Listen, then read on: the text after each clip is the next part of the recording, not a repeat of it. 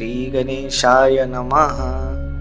नारद उवाच प्रणम्य शिरसा देवं गौरीपुत्रं विनायकं भक्तावासं स्मरे नित्यं मायुः कामार्थसिद्धये।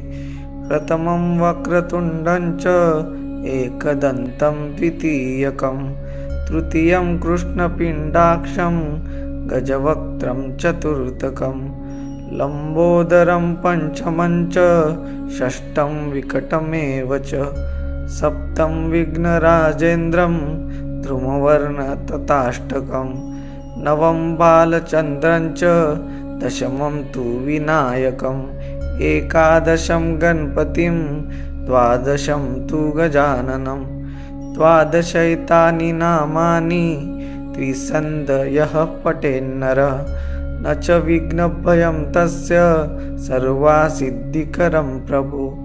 विद्यार्थी लभते विद्यां धनार्थी लभते धनं पुत्रार्थी लभते पुत्रान् मोक्षार्थी लभते गतिं। जपेद्व गणपतिस्तोत्रं षडभिर्मासे फललभेत् संवत्सरेण सिद्धिं च लभते नात्र संशयः।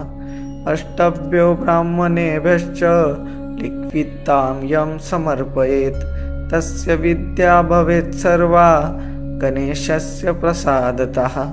इति श्री नारद पुराणे संकष्टनाशनं गणेशस्तोत्रं सम्पूर्णम्।